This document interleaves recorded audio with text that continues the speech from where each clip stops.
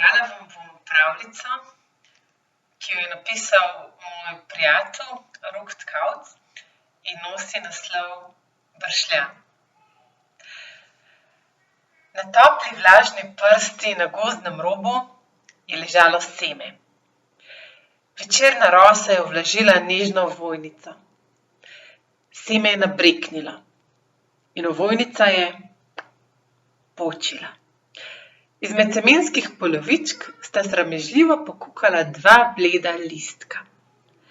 Listka sta se pretegovala in bolj kot sta se pretegovala, večja sta bila. In bolj sta se pretegovala, bolj zelena sta postajala. Pretegovala sta se tako dolgo, dokler izmed semenskih polovic ni pokukalo še stebelce in dve krhki koreninici. Z vsakim dnem je stebelce postajalo vse daljše in debelejše in semenski polovički vse manjši.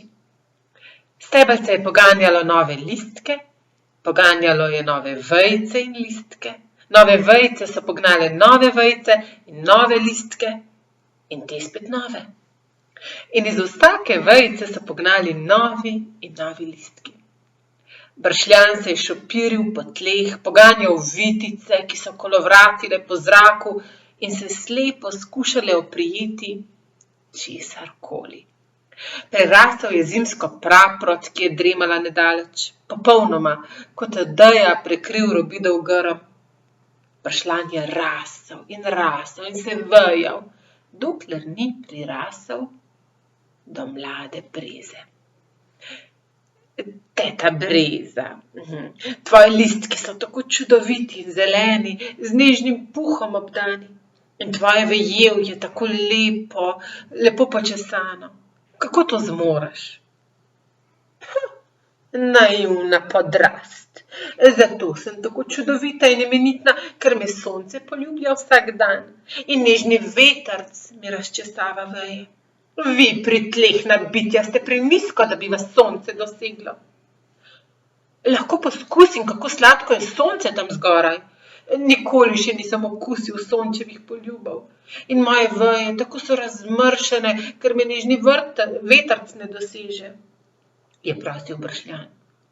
No prav, vendar ne prav dolgo, mu je odgovorila breza. Bršljan je prirasel do breze, pognal vitice, ki so ugotavljale, kako debelo je debljo. Bršljan se je pognal navzgor, vendar je bilo deblo mlade breze pregladko in poganjek je zdrznil v vznožje drevesa. Poskusil je še enkrat. V tretjem mu je uspelo tako, da se je ovijal okrog debla. Čedalje višje in višje, dokler ni prirasel do vej. Nato se je razvejal in vsak poganjek je prekril drugo brezino vejo. Hej, preveč prostora zavzameš, spravi se dol z mene, se je razjezila breza. Vendar Bršljan breze ni slišal. Rasel je naprej in naprej, dokler ni prirasel zadnje veje in zastrl poslednjega brezinega lista. Toplo sonce se s poljubi ni več dotikalo brezinih puhastih listkov in veter ni več razčesaval njenih nežnih vej. Breza, oropana svetlobe, se je zgrudila pod težo Bršljana in Bršljan je skupaj s hiranim brezinim truplom pristal na prsti med ostalo podrastjo. Lačen sonca se je pognal naprej do še višjega in še debelejšega drevesa. Joj, pričudoviti hrast, kako mogočno je tvoje deblo, kako mogočna tvoja krošnja, kako čvrste korenine in nebroj želodov, kako ti to uspe? Je milo in nebogljeno vprašal Bršljan. Enostavno, vidiš sonce? Sonce mi daje energijo. Voda je globoko pod zemljo na tem koncu in veter tako visoko, močnejši. A lahko še jaz poskusim, kako močno je sonce tam zgoraj? Je pa prosil Bršljan. Lahko, vendar pazi na moje želode, niso še zreli, ga je opozoril hrast. Bršljan se je prislonil ob mogočni hrast. Vitice so občutile hrapovo ljubje. Bršljan se je pognal proti vrhu v ravni liniji. Nove in nove vitice so se oprijele vsakič pranje na ljubju. Ko je prispel do vrha, so zreli želodi že popadali na tla. Zapadal je prvi sneg. Hrast je odvrgal svoje liste in potonil v zimski spanec. Bršljan je tudi nekoliko zadremal, vendar listkov ni odvrgal. Sneg je skopnel in s prvo pomladansko sonce je prebudilo bršljan. Ta je takoj pognal nove vejice in te so pognale nove listke.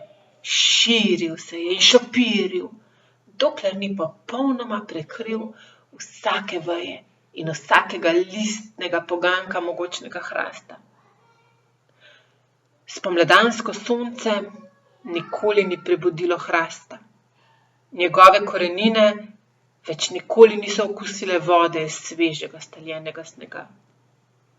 Nekoč mogočno deblo je postajalo vse bolj prhko, dokler ni skupaj z bršljanom zaropotalo na tla. Bršljan, lakomen sonca, pa je rasel dalje in prirasel do sila nenavadnega drevesa. A se lahko prislonim na tvoj čvrst život, da okusim sončne žarke? Je vprašal. A to nenavadno drevo ni odgovorilo.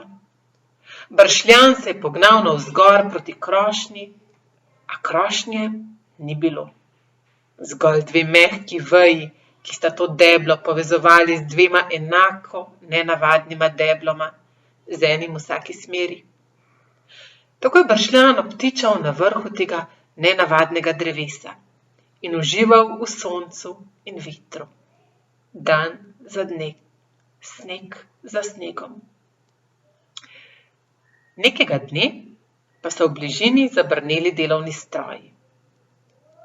In bršljana ni bilo več. In električnega droga prav tako.